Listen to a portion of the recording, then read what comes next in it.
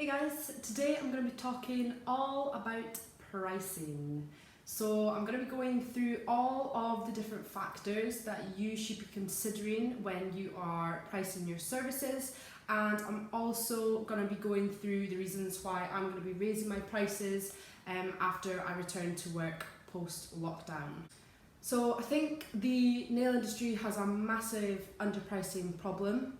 We are an industry full of business managers, we are skilled artists, and a lot of us are just working for minimum wage, and we are the only ones that can change this. Now, nobody likes having the I'm raising my prices chat with their clients. I am horrible at doing this. I've done it before where I've actually told my clients I'm raising my prices, and then when they come in for the next appointment, I'm like, nah, it's alright, you can just pay the old price, and they're sat there giving me more money, because they know how much time and effort I put into my job. And if you are watching this as a client and you're not a beautician, and if you are getting your nails done or whatever it is, and you're thinking to yourself, I really could pay her more, she really should be charging more, tip her, pay her more, tell her to raise her prices, because it's a massive confidence issue, I think, that techs have, that they're scared that their clients won't pay it, or that their clients won't come back. So tip your tech next time if you can, and tell them to raise their prices and that you'd be happy to pay it. Because this could potentially be the end of some businesses if they do not get their prices up in line. I'm going to have to raise my prices after we go back to work, because I'm now having to pay more for PPE. PPE has skyrocketed. I'm going to have to cover those costs. Cleaning, I'm having to add an extra 15 minutes per service to each client for my cleaning. So I can't take as many clients per day. I'm probably going to be losing, clients that can't afford to come anymore due to losing jobs or whatever it may be, not earning money during the time that we've been off. And I know this is another reason that people don't want to put their prices up after coronavirus, because they know people are struggling. But at the end of the day, if your clients can't afford a £5 price rise, it's not that extra fiver they can't afford a month, it's that as a whole cost, that 30-40 quid a month on their nails that they can't afford. It's not the extra fiver. If you ask any beautician what their least profitable treatment is, they will more than likely tell you that it is nails. And if you ask them why they haven't popped their prices up to be in line with the profits that they get on the other services, it is usually due to fear, because they are scared that they're going to lose their clients to cheaper competition. I understand this and I totally get this, but these need to be business choices that we're taking, not personal ones. I'm so sorry about that flickering, by the way. One of my lights is just about to go. So hopefully this video will give you the confidence to do that and help you sit down, really look at your numbers and your costs and figure out how much you need to be making per hour, for example, to cover your costs. I don't know why it is that nails are the cheapest. Like, people will happily pay £30 for their makeup to be done. It's going to last you one night. Or people will pay £50 for a massage, and it's just an hour treatment, you don't leave with anything. But for nails, this service is going to last them 4 weeks. It is a bespoke, personalised service as well. You're also getting a mini counselling session. It's a calming, hour, 2 hours of your time, and it's a treat. There's no reason that we should be having our prices so low. The whole issue with competition, well, there's always going to be competition. If you want to go out to the shops, you can go to Primark or you can go to Calvin Klein. So why do some people choose to shop in Primark and some shop in Calvin Klein for the same item of clothing? What looks the same is going to do the same job. Clients now, more than ever, due to all the coronavirus issues that are going on, now more than ever, they're going to be looking for a professional technician that is hygienic, that is safe, that is up to date with all of their policies and procedures, that knows what they're doing. People are going to pay more for their safety. Please have confidence in yourself and your standards and price them accordingly. Just because somebody down the road is charging half what you're charging, it doesn't mean that your clients aren't going to come to you. I could walk out my salon, I could walk 5 minutes down the road and find someone that charges half of what I charge, or I could go into town and find somebody that charges double what I charge. You shouldn't be comparing your prices to people that are around you, because you don't know what their business costs are, you don't know what their overheads are, you don't know their situation, and everyone's going to be different.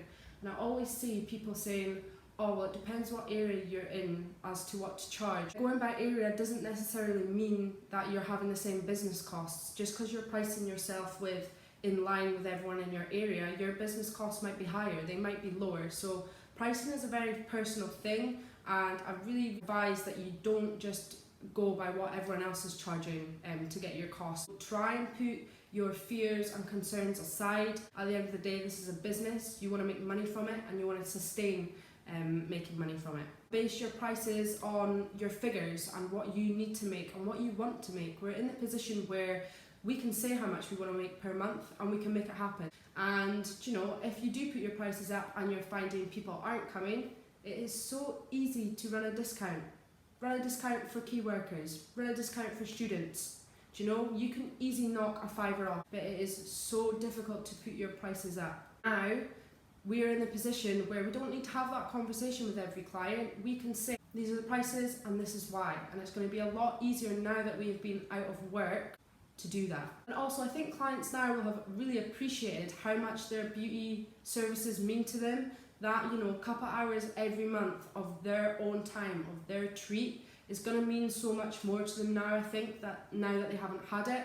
Or, you know, having nails that are going to last 4 weeks rather than their press-on nails that haven't been lasting as long. So please have confidence in yourself and have confidence in your clients and get those prices up if you can. So I'm going to put up at the side of the screen all of the factors that you should be considering when you are pricing your services. Please feel free to share this picture on your social medias or whatever you want. If you need it to explain to your client what they're actually paying for their service, because it does really put into perspective for your clients what they are paying for. It is not just that set of 10 nails, it is so much more. By the way, if you want to know what is on my nails, you can check out the video that I just uploaded. These are new express extensions from 𝗹𝗶𝗯. I'll leave a link to those if you fancy. Feels so nice having long nails again. Sorry to my clients rubbing it in your face. So what I want you guys to do, if you are a beautician, I'm going to go through each of these topics and explain them. And I want you to write down the number that you have, that you want to spend on that topic, and hopefully you're going to end up with a nice big number at the end that we are going to split and figure out how much you need to be charging per hour to cover those costs. First thing is training. Every year I will go on training. Everyone that starts out as a professional nail technician needs to take training to begin with to get qualified, and this of course costs, you know, a couple £100. But it's not just the training course you're paying for. You're paying for the time that you've had to take off work. You are paying for your travel costs, your food, everything. Maybe you had to stay overnight. It's not cheap to get training, but we have to do it in order to maintain our standards that we have. Give yourself a number that you want to spend per year on your training. Next thing that we all need is products. We all need the products that we are going to use in the salon. So how much are you spending on products? How much do you need to spend to cover your services? Fine, that is your number 2. The next thing that you all need to be paying is your wage. You need to be paying yourself a wage and not minimum wage. Please don't pay yourself minimum wage. We are managers, we're business managers. I'm the only person that works for myself. I run the whole thing. If you were a manager in Aldi, you wouldn't be getting paid the same that, you know, a shop assistant would.